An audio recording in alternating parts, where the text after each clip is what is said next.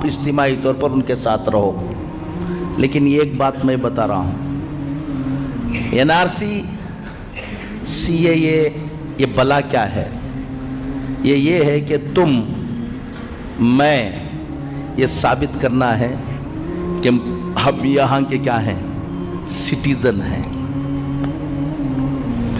ये एक बात जुमा के खुतबे के मौके पर मस्जिद के मेहराब के सामने बैठकर, मेरा नाम खालिद बेग नदवी है, याद रख लेना, टाइम याद रख लेना, ये दिन याद रख लेना। मेरी बात मान लोगे, आज सुकून की ज़िंदगी गुजारोगे। खुदा ना खास्ता सब मुसलमानों को बता के जा रहा हूँ, मेरी बात नहीं मानोगे, एक मरतबा मेरे चेहरे को भी देख लेना, वक्त देख लेना, टाइम देख लेना, खून के आंसू रोओगे। और उस दिन मुझे ये बहुत याद करोगे। उस दिन मुझे क्या करोगे? बहुत याद करोगे। कोई मौलवी साहब आया था, उसकी बात मान लेते तो आज हमको ये मुसीबत नहीं थी बोलकर। बात क्या मान लेना बोलो? CAA आता है या नहीं आता, छोड़ दो। CAA एक अलग चीज़ है, NRC आती है या नहीं आती, इसको छोड़ दो। अपना कि तुम सिटीजन हो यहाँ के, इसका डॉक्यूमेंट्स बना के रखना। एक तहरीक चली, डॉक्यूमेंट नहीं दिखाओ बोलकर, ठीक है नहीं दिखाएंगे, वो जो पूरी मिल्लत मिलकर जो बोलेगी वो करो, हम डॉक्यूमेंट नहीं दिखाएंगे, रहया तो नहीं दिखाएंगे। रखले को बोलना सो मेरे पास है लेकिन क्या नहीं करूंगा, है ही नहीं है तो नहीं दिखाओगे क्या? अल्लाह का फजल है, एक बड़ी तादाद ने अपना डॉक्यूमेंट्स क्या कर लिया, इस दौरान बना लिया। एक अच्छी बात यह हुई कि मौका मिल गया और अल्हम्दुलिल्लाह डॉक्यूमेंट बना लिया। आज के जुमा में 15 मिनट में तुम्हें सिटीजन, तुम यहां के सिटीजन हो, इसकी क्या प्रूफ है? कल एक पुलिस वाला पकड़ता है आपको और कहता है छोड़ो NRC नहीं आए, कल पकड़ कर कहता है कि तुम यहां के सिटीजन नहीं हो। तो तुमको क्या दिखाना है, क्या प्रूव करना है? NRC आने के बाद प्रूव करने का नहीं, आज कोई तुमको पकड़ कर कहता है कि तुम हजरत किसके बाप की हिम्मत के मुझे पकड़े, ये सब डायलॉग छोड़ डालना।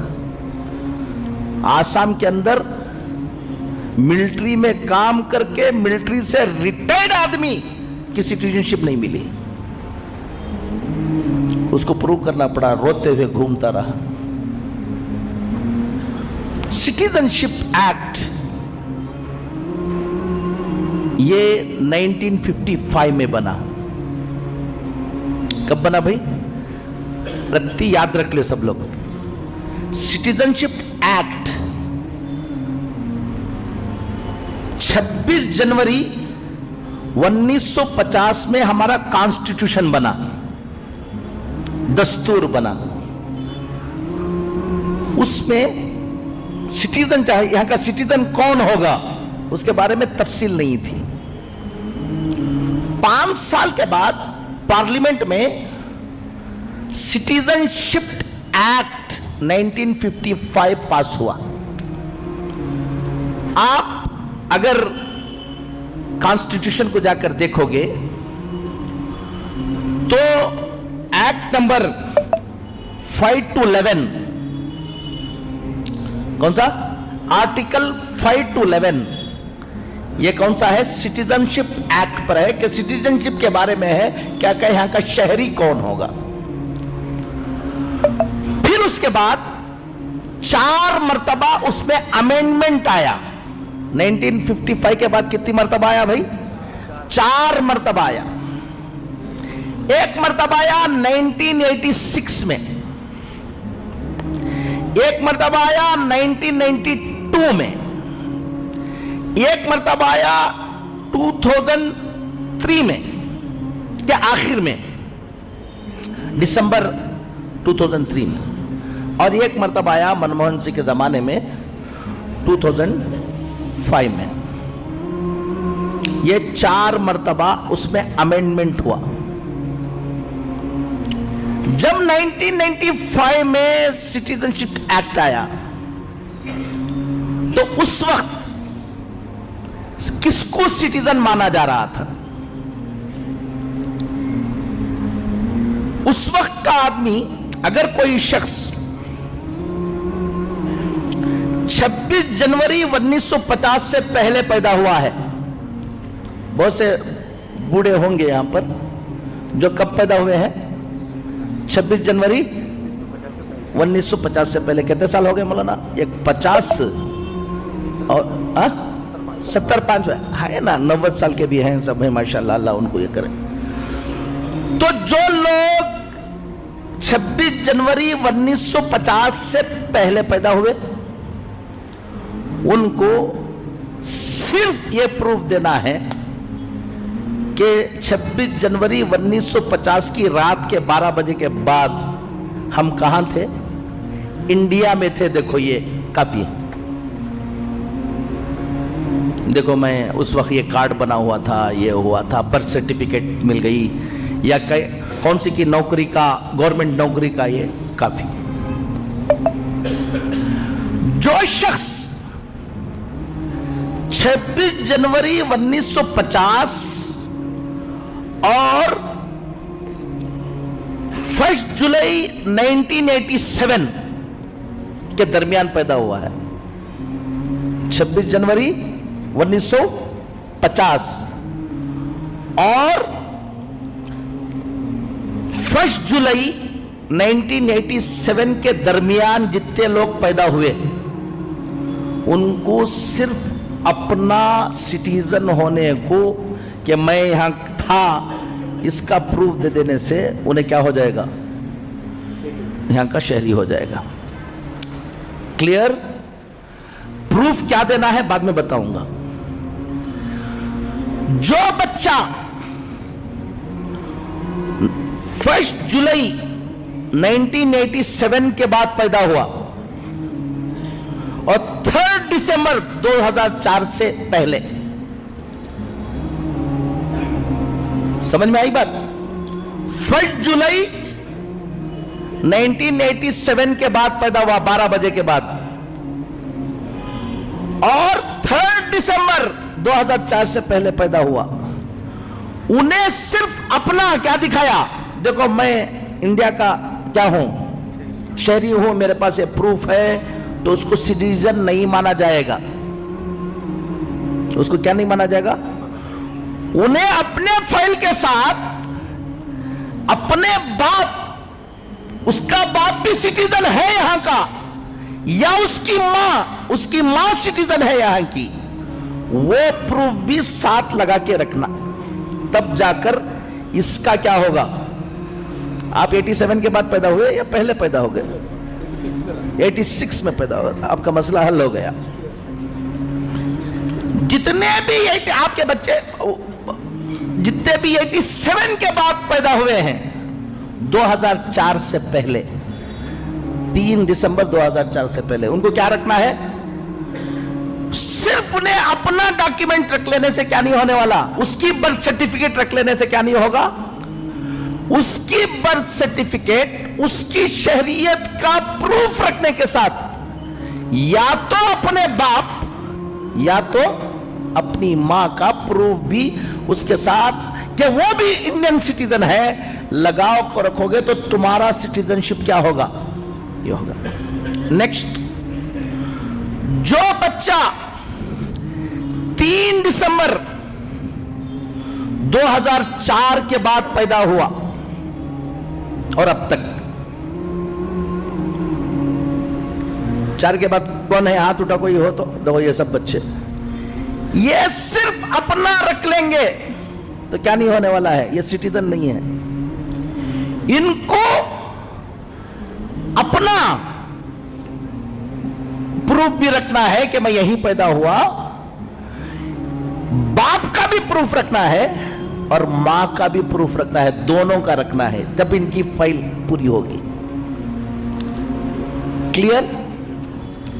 इसको बोलते हैं सिटीजनशिप बाय बर्थ। एक है सिटीजनशिप बाय डिसेंट,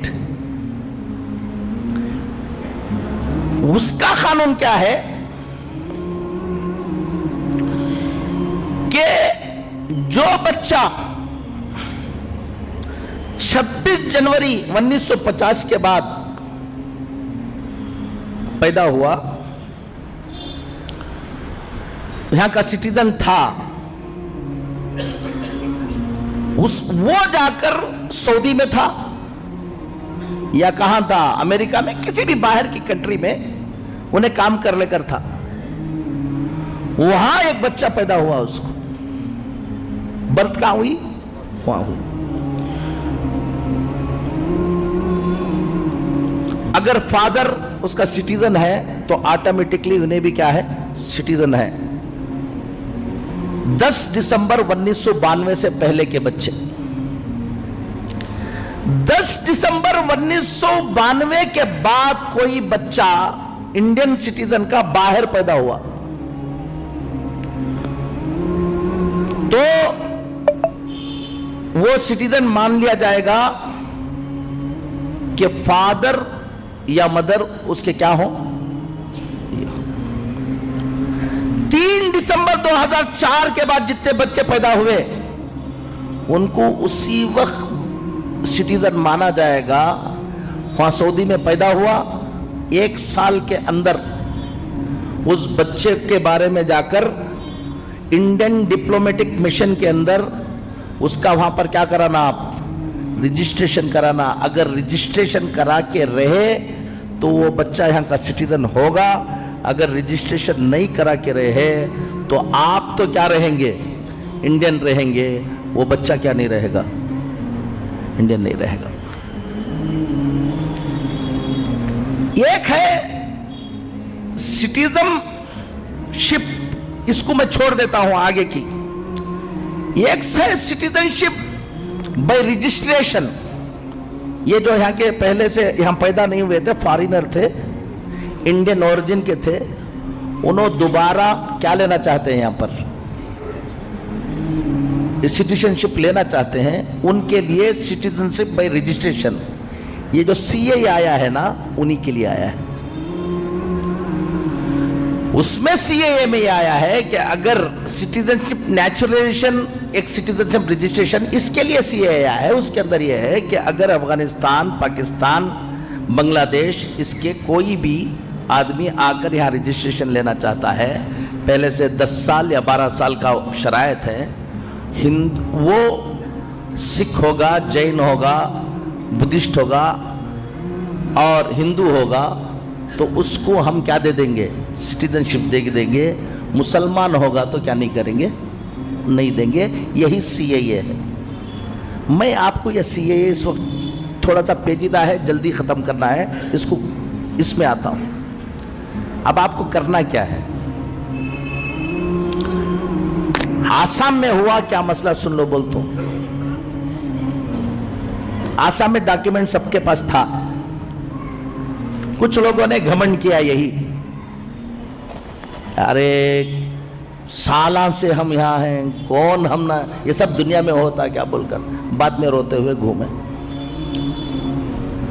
लेकिन एक बड़ी तादाद के साथ क्या हुआ,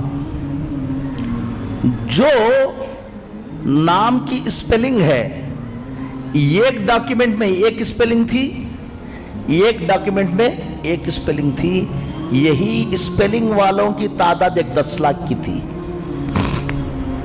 समझ लो आप, हमारा हाल यह है कि हमारे डॉक्यूमेंट बहुत खराब हैं इस मसले।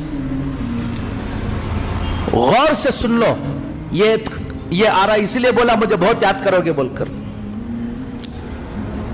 तुम्हारी प्रॉपर्टी है, खरीदा है, उस प्रॉपर्टी के अंदर तुम्हारे नाम की स्पेलिंग दूसरी है और तुम्हारे जो सिटीजनशिप के लिए जो तुम्हारे पास क्या है, पेपर है, आधार कार्ड, पासपोर्ट, इसके अंदर स्पेलिंग क्या है, दूसरी है।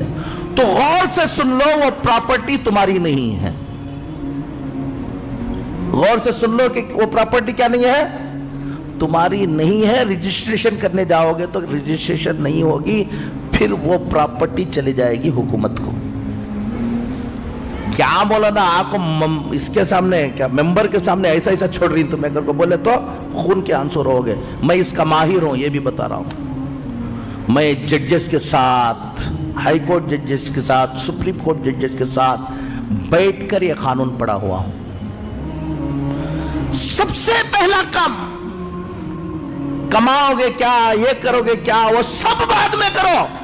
आज मैं बोल कर जा रहा हूं, आइंदा जुमा तक सीधा जाकर अपने घर के सब के डॉक्यूमेंट निकालो, स्पेलिंग देख लो। अभी भी टाइम अल्लाह ने दिया है।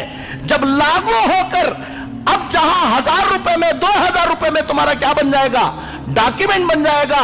नहीं करा लोगे तो आसाम के अंदर एक डॉक्यूमेंट बनाने 5-5 लाख 10-10 लाख रुपए ऑफर किया, नहीं हो पाया। सिटीजनशिप के लिए सबसे ऑथेंटिक डॉक्यूमेंट वो बर्थ सर्टिफिकेट है, याद रख लो। क्या रखे? Birth certificate. अब मेरा बर्थ सर्टिफिकेट नहीं था, मेरा खुद अपना, सबको बोल रहा हूं मैं, मेरा बर्थ सर्टिफिकेट नहीं था। मेरे पास पासपोर्ट, आधार कार्ड, इलेक्शन आईडी कार्ड सारा है, लेकिन क्या नहीं था? बर्थ सर्टिफिकेट नहीं था तो भी सिटीजनशिप के लिए डॉक्यूमेंट क्या हो जाएगा, दूसरा भी हो जाएगा। लेकिन सबसे ऑथेंटिक डॉक्यूमेंट कौन सा है? बर्थ सर्टिफिकेट है। मेरा नहीं बना था। मैंने हजारों लोगों को बताया कि बर्थ सर्टिफिकेट आज 90 साल के बूढ़े का भी क्या हो जाएगा, बन जाएगा। बहुत आसान काम है। मैंने एक लायर को पकड़ा और उसको काम दिया, और वो जाकर कोर्ट में केस डालेगा, अपील करेगा कि मेरा क्या नहीं है, बर्थ सर्टिफिकेट नहीं है। उसके लिए म्युनिसिपैलिटी में जहां पर रजिस्ट्रेशन होता है वहां से एक एक्नॉलेजमेंट लेना है कि तुम्हारा नाम यहाँ क्या नहीं है बोलकर। उसके बाद वहां पर जाना है, एक इंक्वायरी आती है। इंक्वायरी आने के बाद जज के पास जाना होता है। ये 3 से 4 महीने आपको भागना नहीं है, वो लायर कर लेगा। आखिर में एक विटनेस होगा, 2 विटनेस को लेंगे, आपका बर्थ सर्टिफिकेट, मेरा बर्थ सर्टिफिकेट अभी बन गया अल्हम्दुलिल्लाह। मैंने अपने बर्थ सर्टिफिकेट को सामने रखकर सारे के सारे पेपर्स एक स्पेलिंग के बनाए मैंने। मेरा पेपर अब इनके लिए, इनके अम्मी के डॉक्यूमेंट्स में जो एक स्पेलिंग है, इनके पेपर में यही स्पेलिंग रहना। इनके अब्बा के डॉक्यूमेंट्स में जो स्पेलिंग है वही स्पेलिंग किसके रहना, इनके रहना। फिर उसके बाद प्रॉपर्टी को तुम मैच करना, तो उस प्रॉपर्टी को तुम्हारे स्पेलिंग ठीक नहीं है तो तित पोटी करा लेना, नहीं तो डॉक्यूमेंट्स में क्या प्रॉपर्टी के मुताबिक क्या बना लेना तुम्हें, ये करना। एक काम तो ये कर लेना। अब अपना मोहल्ले के जिम्मेदारों को मैं ये कहता हूं, हम लोगों ने लाखों लोगों के डॉक्यूमेंट बनाए अल्हम्दुलिल्लाह पूरे मुल्क में। जब हम लोग बना रहे थे कुछ लोगों ने ऐलान कर दिया डॉक्यूमेंट नहीं दिखाएंगे। अरे भाई नहीं दिखाओ भाई, मैं भी नहीं दिखाऊंगा, लेकिन बना को तो रख लेना है। तो डॉक्यूमेंट्स बनाओ। डॉक्यूमेंट बनाने की मस्जिदों के अंदर एक निज़ाम बनाओ। 200-300 घर रहते हैं, हर घर वालों को सबको मालूम नहीं होता, उसको समझा के बोलो। सबसे ज्यादा परेशानी कहाँ आती है? तलाक हो गई है, किसमें? मियाँ बीवी में। बच्चे हैं, बच्चे माँ के पास हैं, वो बाप को गुस्सा है, उन्हें अपने डॉक्यूमेंट्स देने के लिए क्या नहीं है, तैयार नहीं है। हमें ही बर्बाद कर देना चाहते हैं, हमारी नस्ल को गुस्सा आ गया है तो सब कुछ किसी भी तरह से बर्बाद कर देना चाहते हैं। मियाँ बीवी का बर्थ सर्टिफिकेट, ये क्या उसका नाम, मैरिज सर्टिफिकेट पक्का कबूल किया कर को उठ को जाको खाने खा ले हंगामा करते ना, उससे पहले क्या कर लेना, मैरिज सर्टिफिकेट बनाना, ऑथेंटिक मैरिज सर्टिफिकेट। तभी तुम्हारे बच्चे के लिए ये तय होगा कि उन्हें बाप है, उन्हें क्या है, मां है। टाइम हो गया है, फिर कभी इंशाल्लाह। सिर्फ इतनी बात समझ लो, अपने बच्चों की अकीदे की क्या करो, हिफाजत करो। नंबर 1, हालात जो आएंगे कोई घबराने की क्या नहीं है, मेहनत कर लो, अल्लाह ताला की मदद भी रहेगी इंशाअल्लाह। और जो दुश्मनाने दीन ये सोच रहेंगे हम ये कर देंगे हम वो कर देंगे, सब उनके हाथ में होता तो और क्या था। अल्लाह ताला की भी मदद हमारे साथ क्या रहेगी, शामिल हाल है इसलिए जी रहे हो और शामिल हाल रहेगी इंशाअल्लाह। लेकिन जो असबाब को हमें इख्तियार करना है वो असबाब को इख्तियार करो, अपने बच्चों के ईमान की हिफाजत करो, तालीम की तरफ फिक्र करो। और सबसे बड़ी बात है कि हमारे लिए हम सब नुकसान उठा लेंगे लेकिन अपना बच्चे के ईमान के साथ नहीं खेलेंगे हम। सबसे बड़ी फिक्र यह है कि मेरा बच्चा क्या रहे, ईमान वाला रहे। और फिर हम एक मुल्क में रहते हैं, हमको कानून के मुताबिक रहना है, हमको कोई उंगली उठाने की क्या नहीं रहना, किसी को हिम्मत नहीं रहना अपने गाड़ियों की, अपने प्रॉपर्टी की, अपनी सब कानूनी अंदाज से उसको मजबूत रखो। अल्लाह ताला दुश्मन ये भी सुन लो, फिर मिलेंगे या नहीं मिलेंगे पता नहीं, मैं भूल गया, टाइम तो बहुत कम होता है यहाँ पर। पाँच मिनट बैठेंगे इंशाल्लाह। हाँ 10 मिनट चलेगा, 5 मिनट सुन लो, गौर से अच्छी तरह सुन लो। इलेक्शन में वोट डालना दूसरी कौमों के लिए अपने कैंडिडेट को जिताने के लिए है। मुसलमान को इलेक्शन में वोट डालना यहाँ पर हमारी जिंदगी के सेव करने के लिए, याद रखना। अगर आप इलेक्शन में वोट नहीं डालोगे तो अगर आपने इलेक्शन में वोट डाला, खुद ये एक सबूत है कि आप इलेक्टोरल रोल में थे और यहाँ के क्या हैं, सिटीजन हैं। दूसरी कौमों को अपनी हुकूमत बनाने के लिए इलेक्शन में क्या डालना है, और हमें वोट जो डालना है वो सिर्फ हुकूमत को सोचकर नहीं डालना है, अपनी जिंदगी के लिए डालना है कि हमको यह साबित करना है कि हम कहाँ के हैं, यहाँ के। ये जो काम हम लोग करते रहते हैं कि कौन की जीतता, हमें वोट डाल को क्या करना। कॉन्स्टिट्यूशन ऑफ इंडिया जो अभी इलेक्शन आ रहा है, ये भी एक बात सुन लो मुझे याद रखने की। अगर इस इलेक्शन के अंदर फुस्ताई ताकतें नहीं हारेंगी, उसके बाद जो मुसीबतें इस मुल्क में आने वाली हैं उसका आप तसव्वुर भी नहीं कर सकते। दूसरी कौमों के लिए अपनी हुकूमतें बनाने के लिए है, हमारे लिए ये जो आने वाला इलेक्शन है वो इलेक्शन अपने वजूद को बाकी रखने के लिए है, याद रख लेना। एक बात होगी, इलेक्शन में कौन किस पार्टी में है, क्या है, ऐसा हंगामा पूरी जिंदगी, क्या है उसका नाम, ऐसा लीडरों के चक्कर में ऐसा पड़ो कि जिसकी वजह से तुम ही खत्म हो जाओ, ऐसे काम ना करो। कौन किस पार्टी में है, कहाँ है, वो सब रहो, उससे हम लोगों को कोई क्या नहीं है, ताल्लुक नहीं है। ये कश्ती पर हम सब सवार हैं, ये कश्ती बाकी रहेगी तो हम भी बाकी रहेंगे। ये कश्ती डूब जाएगी तो कोई लोग बाकी नहीं रहेंगे। इसके लिए सबसे पहला काम, इलेक्शन आने से पहले ये ज़रूरत नहीं है, 2-3 काम ये कर लो। पहला काम यह है कि हमारा वोटर लिस्ट में क्या हो, नाम हो। नाम वोटर लिस्ट में एनरोलमेंट का वक्त क्या हो गया, अभी हो गया, तो परेशान होने की ज़रूरत नहीं है। हर वक्त अपनी वोटर लिस्ट में नाम चेक कराते रहो। एक काम बता के जा रहा हूं आप लोगों को, इसमें हम लोगों ने सख्त हालात में काम किया है और उसका तजुर्बा कर लिया है। वोटर लिस्ट में नाम फट से निकाल देते हैं, ये तुम्हारे लिए बहुत डेंजर है।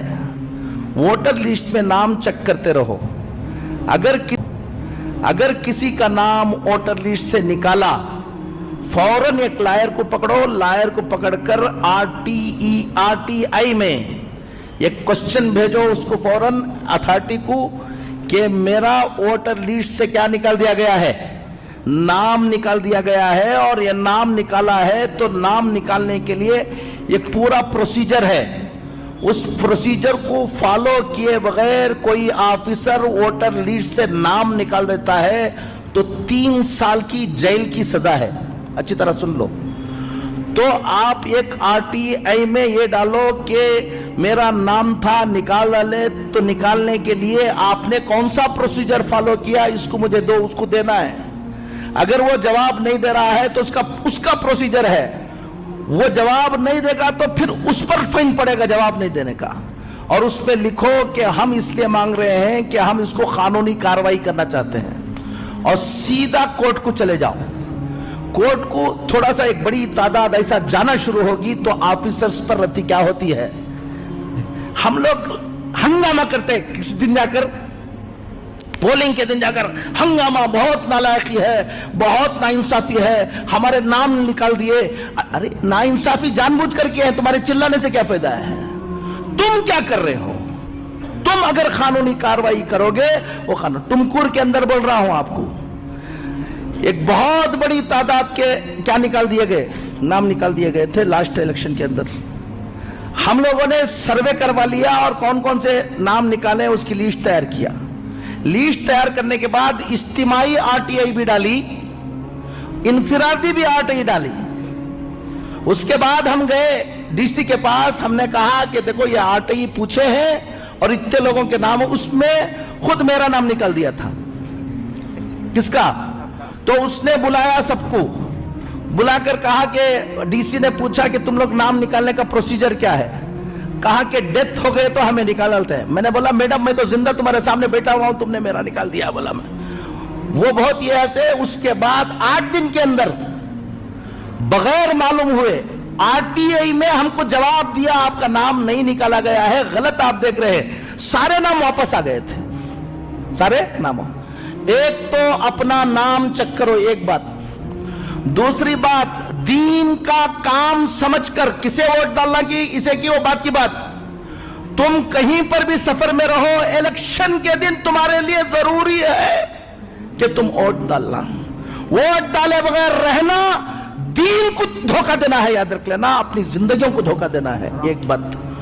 तीसरी बात, कोशिश करो कि इज्तिमाई तौर पर किसी एक को डालो। बाट को खाने की बड़ी आदत हम ना, उन्हें हमारा चिच्चा का बड़ा दोस्त करके उसे एक थोड़े से डालते हैं, बीवी को बोल लग जाती तू उसे डाला ले मैं इसे डाला लेता हूं, दोनों के हुकूक अदा हो जाते बोलकर। ये सब छोड़ दो।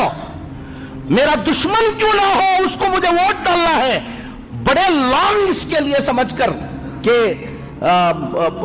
दीन बाकी रह जाए। लेकिन जाती तौर पर उससे मेरे दुश्मन ये है, लेकिन मैं उसको क्या डालूंगा, वोट डालूंगा, इसलिए कि मिल्लत एक तरफ हो गई है। तो मिल्लत की एक तरफ होने पर इत्तेहाद पैदा करो। अब वो काम की जरूरत नहीं, आज से ही इत्तेहाद शुरू करने की क्या ना करो, कोशिश ना करो। किसे डालना कि मौलाना बोलो तुम्हें किसे डालना, यहां लड़ लेती उसे डाला, उन्हें वो सब छोड़ डालो। जब वक्त आएगा उस वक्त क्या कर लो, इज्तिमाई तौर पर मिलकर सब मुसलमान एक तरफ हो जाओ। किससे डालो, कौन सी हम किसी पार्टी के हैं या नहीं, वो छोड़ दो। 3 काम अपने वोटर लिस्ट में नाम की क्या करना, हिफाजत। नंबर 2, वोट डालना जरूरी है, यह मिल्लत के मफाद में है। नंबर 3, इत्तेहाद के साथ डालना है। इत्तेहाद के साथ डालना, इत्तेहाद इतना बोल लो। किसे डालना है, आपसे क्या ना करना, मशवरा नहीं करना। मशवरा करोगे तो सब चला जाएगा। मशवरा कब, जब वक्त आएगा तब। हमें जो पहले करने का काम है वो तो करते नहीं है, बाद में करने के काम को मशवरा शुरू करते हैं, उसी में लड़ाई हो जाती है। मौलाना किसी की बिक गई इसलिए जुमा के मौके पर बार बार क्या कर रही, ये सब छोड़ दो। अल्लाह ताला कहने से ज्यादा सुनने से ज्यादा अमल की तौफीक नसीब फरमा लीजिए।